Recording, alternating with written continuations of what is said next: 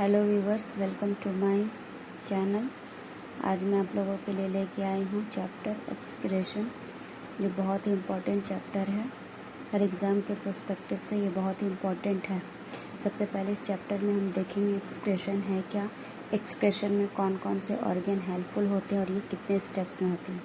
चलिए सबसे पहले हम समझते हैं कि एक्सक्रेशन यानी कि उत्सर्जन है क्या।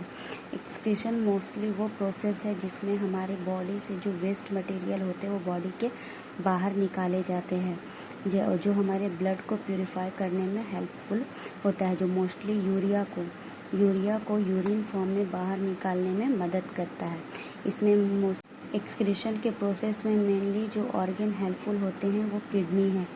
किडनी के ही हेल्पफुल एक्सक्रीशन का जो प्रोसेस है वो कंप्लीट होता है। तो आज इस चैप्टर में हम इसी के बारे में डिटेल में पढ़ेंगे कि ये प्रोसेस किस तरह से होता है। तो चलिए स्टार्ट करते हैं आज का चैप्टर। सबसे पहले हम देखते हैं एक्सक्रीशन का, और ये एक्सक्रीशन में जो सिस्टम वर्क करता है इसी को हम बोलते हैं एक्सक्रेटरी सिस्टम। जैसे कि ये देखिए, हमारा जो मेटाबॉलिक प्रोसेस है, जो ग्लूकोज और कार्बन डाइऑक्साइड से जब टूटता है तो बनता है सिक्स कार्बन डाइऑक्साइड, 6H2 और 38 ATP रिलीज होता है। इसके साथ साथ हमारा जो गैसियस वेस्ट प्रोडक्ट है वो हमारे बॉडी से बाहर आते हैं। किस फॉर्म में? जो इसके अलावा हमारे बॉडी में प्रोटीन प्लस ऑक्सीजन मिल करके NH3 और यूरिक एसिड का यूरिया बनाते हैं, जो हमारे बॉडी से बाहर निकलना जो नाइट्रोजनस वेस्ट। तो ये जो कार्बन डाइऑक्साइड रिलीज़ होता है वो तो हमारे बॉडी से रिलीज़ हो जाता है रेस्पिरेशन के दौरान, पर जो हमारा प्रोटीन प्यूरिफाई होता है, जो हमारी प्रोटीन से जो वेस्ट प्रोडक्ट बनता है वो अमोनिया होता है। और आपको पता है अमोनिया हमारे बॉडी के लिए बहुत ही हार्मफुल होता है। अमोनिया हमारे बॉडी में यूरिया के फॉर्म में स्टोर होता है, और यूरिया हमारे बॉडी में स्टोर होना हमारे लिए बहुत हार्मफुल होता है। इसलिए इस यूरिया को यूरिन फॉर्म में बॉडी से बाहर निकाला जाता है। तो इसी यूरिया को बॉडी से बाहर निकालने का जो प्रोसेस होता है, इसी प्रोसेस को हम एक्सक्रेटरी सिस्टम कहते हैं। तो इस प्रोसेस में किडनी हेल्पफुल होता है। किडनी में भी आपका किडनी का जो यूनिट होता है उसको हम नेफ्रॉन बोलते हैं, यानी कि बहुत सारे नेफ्रॉन मिल करके ये जो आपका यूरिया को यूरिन के रूप में बाहर निकालने का प्रोसेस है वो नेफ्रॉन के ही मदद से के हेल्प से होता है। और फिर से मैं बताती हूँ कि जो नेफ्रॉन होता है वो किडनी का इकाई होता है, और इसी कैसे फिल्ट्रेशन होता है एक्सेट्रा। प्रोटीन के मेटाबॉलिज्म के कारण नाइट्रोजनस वेस्ट प्रोडक्ट का निर्माण होता है, जिसे बाहर निकालना एक्सक्रीशन कहते हैं। एक्सक्रीशन में मदद करने वाले सिस्टम को एक्सक्रेटरी सिस्टम कहते हैं। यानी कि मेटाबॉलिक प्रोसेस में जो नाइट्रोजनस वेस्ट प्रोडक्ट का निर्माण होता है उसको बाहर निकालने का जो प्रोसेस होता है उसे एक्सक्रीशन कहते हैं। और एक्सक्रीशन में मदद करने वाले सिस्टम को हम एक्सक्रेटरी सिस्टम बोलते हैं। NH3 in vertebrate, uric acid in bird and reptiles, urea in Mammalia. ये NH3 जो होता है यूरिक एसिड के फॉर्म में बर्ड और रेप्टाइल में पाया जाता है, और यूरिया के फॉर्म मैमल्स में यूरिया के फॉर्म में पाया जाता है।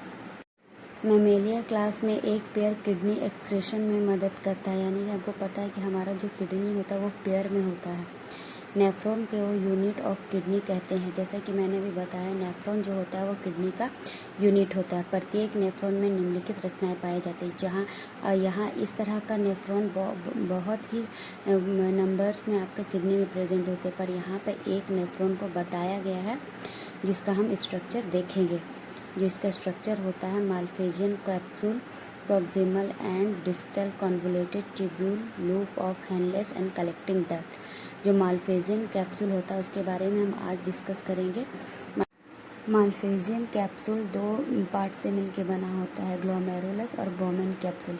ये स्ट्रक्चर आप देख रहे हैं, यहाँ पे जो आपका ऊपर का जो स्ट्रक्चर आपको दिखाई दे रहा है, इस तरह का पाइप वाला स्ट्रक्चर, इसी को हम बोलते हैं ये पूरा यहाँ से जो स्ट्रक्चर है इसको हम बोलते हैं ग्लोमेरुलस।